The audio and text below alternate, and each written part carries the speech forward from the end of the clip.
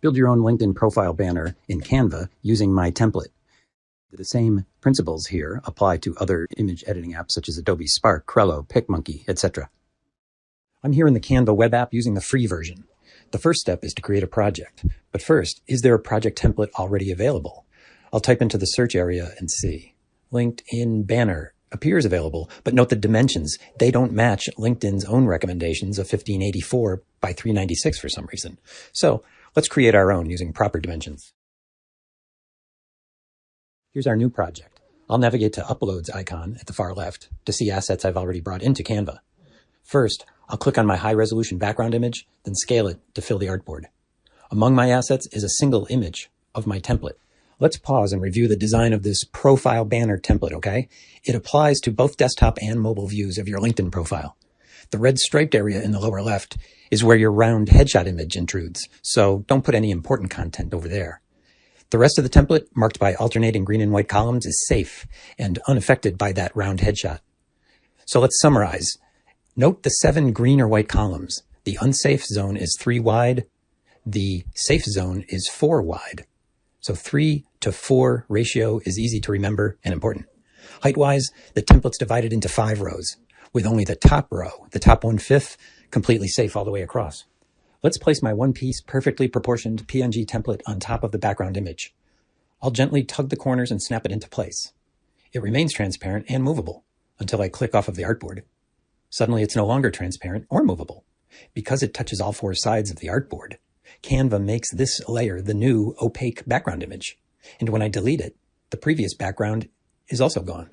Let's start over with a different plan. Again, place and scale the background. But instead of adding the template as one file, we'll upload it already split into left and right parts. Why? Each part only touches 3 sides of the artboard, so Canva won't try to make them opaque background images. Just snap the left and right images to their respective corners, then gently scale them towards each other. They'll snap together perfectly. Shift-select the 2, right-click, and group them together. This group is now the same as my one-piece template, but remains transparent and movable. I like to drag the group up and off the top edge, leaving just enough of the red stripes visible for reference, and as something to grab onto to pull it back down. I'll now construct an example banner design. Former Major General Bob Labruta already has a shiny new design from me, but I won't recreate that here. Instead, I'll upload an extra photo of his for my slapdash facsimile. As I work, I'll check the design using my transparent template group. Once placed on the artboard, I'll crop the photo, scale it, and, repeat it horizontally to suggest a transition. Using filters, I'll then recolor 2 of them. Up at the very top, I see that one photo is quite close to the red striped unsafe zone. But exactly how close? I'll select the red of the template, then right-click and select Bring to Front to see the whole template. That little sliver indicates the 3rd photo extends too far left, but I'll pull it down anyway. I don't want this photo in the red zone. Now, what will I do? Let's delete the 2 filtered pictures and crop the original even narrower. Then, rebuild the transition, this time with no filters, just transparency. There, I've avoided the red zone. Next, I'll add an uploaded graphic asset, crop its height, and stretch it across the bottom. I'll fiddle with its transparency too. Let's say I now want to add a message. I'll click the text icon, and then add a subhead. I'll type something, color it, scale it, and play with its position. I scaled the text to fit above the unsafe area, but it doesn't stand out there. Inside the bottom strip seems a better home, aligned with the photos.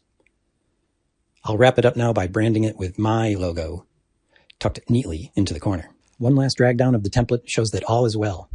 The orange strip has a subtle arrow detail that's definitely in the red zone, but it's not critical content. Regardless, it's easy enough to flip it horizontally. Nothing to lose, really.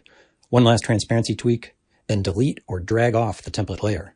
This project is now ready to publish as a PNG or JPEG file.